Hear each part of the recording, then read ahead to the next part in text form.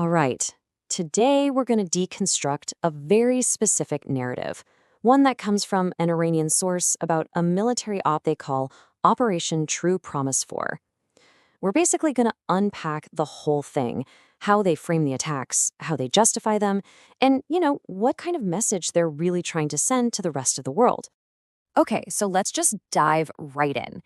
And this source, wow, it does not mess around. It kicks things off with this incredibly powerful claim right out of the gate. A statement like that, it's all about establishing a position of strength and, frankly, success from the very first second. So that's a huge claim to make, right? But how do they try to back it up? Well, the narrative immediately shifts from just a headline to painting this really vivid, almost cinematic picture of destruction. It starts detailing all the chaos, all the damage on the ground.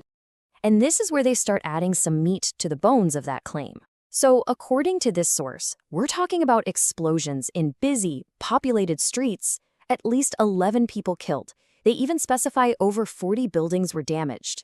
And then they throw in this one really specific detail, a massive crater right next to an apartment building. A detail like that is absolutely meant to drive home the impact on civilian areas. Okay, so beyond just the physical damage, the narrative then pivots to numbers. Big numbers. It's all about building a case for this overwhelming military success. So let's actually look at the figures they're using to quantify this whole operation.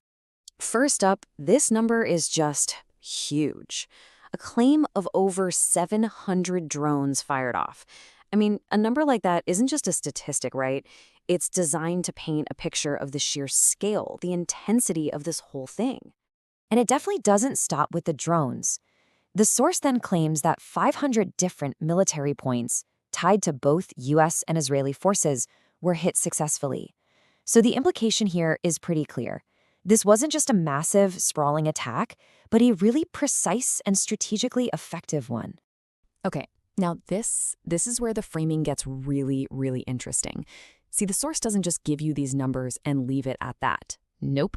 It makes a direct comparison, claiming that this single 48-hour operation achieved more than an entire 12-day war.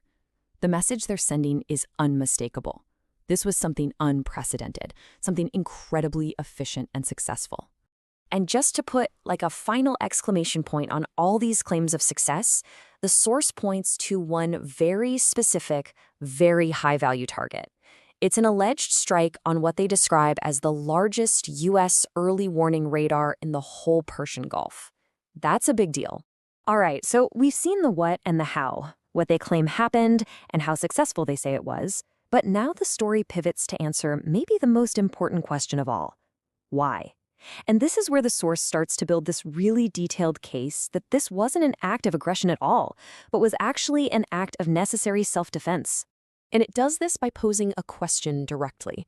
It's a rhetorical question, of course. It's a challenge, and it's aimed squarely at the Western narrative, designed to kind of dismantle the idea that Iran was the one who started this. And here's the answer they give. The whole justification is built on this list of what they call prior aggressions.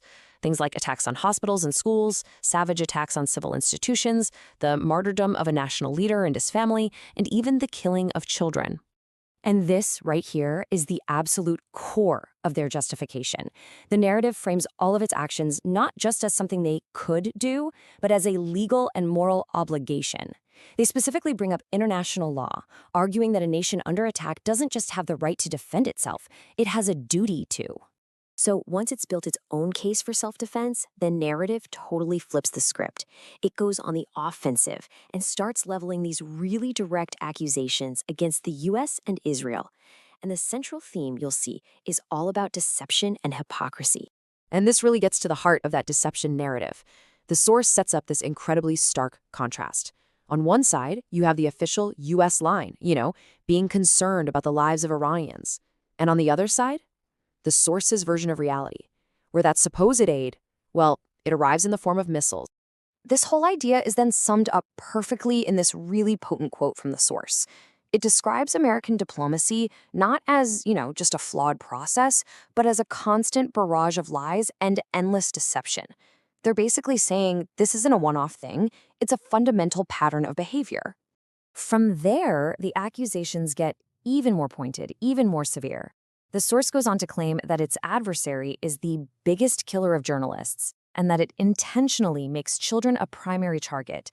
I mean, by focusing on journalists and children, the most vulnerable groups, the narrative is clearly trying to paint its opponent as immoral, even barbaric.